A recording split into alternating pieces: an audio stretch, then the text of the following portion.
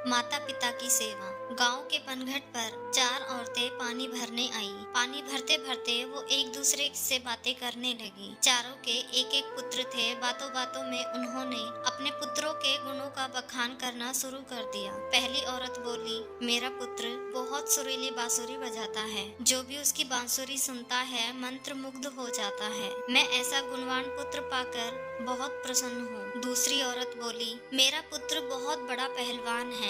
इस गांव में ही नहीं बल्कि दूर दूर के गांव में उसकी बहादुरी का डंका बजता है। ऐसा गुणवान पुत्र भगवान सबको दे। तीसरी औरत कहाँ पीछे रहती, वह बोली, मेरा पुत्र बहुत बुद्धिमान है। उससे अधिक बुद्धिमान इस पूरे गांव में नहीं है। लोग अपनी समस्याएं लेकर उसके पास आते हैं। मैं ऐसा पुत्र पाकर धन्य हो गई। चौथी औरत ने सबकी बातें सुनी लेकिन कहा कुछ भी नहीं। इस पर वे औरतें उससे कहने लगी, बहन तुम भी तो कुछ कहो ना। तुम्हारे पुत्र में क्या गुण है? कोई ना कोई गुण तो उसमें अवश्य होगा। वह औरत बोली, क्या कहूँ बहनों, मेरे पुत्र में तुम्हारे पुत्रों की तरह कोई गुण नहीं है। उसकी बात सुनकर तीनों औरतों ने गर्व से अपना सिर उठा लिया। कुछ देर बाद सब ने पानी भर लिया और वापस जाने के लिए अपना अपना घड़ा उठाने लगी। उसी समय पहली औरत का पुत्र हाथ में बांसुरी लिए वहाँ से गुजरा। उसने देखा कि उसकी माँ पानी से भरा घड़ा नहीं उठा पा रही है, किंतु वह यह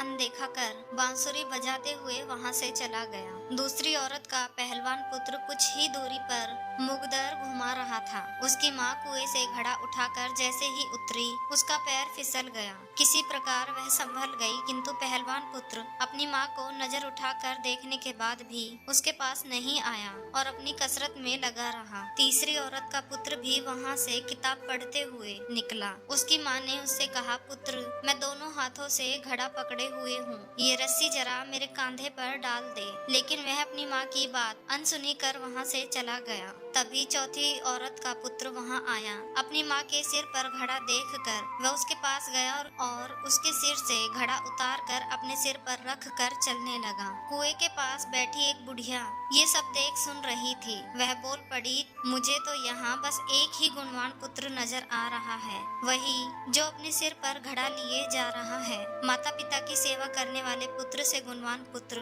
भला कौन हो सकता है? गुणवान वही है जो अपने माता पिता की सेवा करे और साथ ही सबकी सहायता के लिए तत्पर रहे। दोस्तों, आपको ये वीडियो कैसी लगी? अपने विचार हमें जरूर बताएं और हमारे चैनल को सब्सक्राइब और बेल आइकन को प्रेस जरूर करें।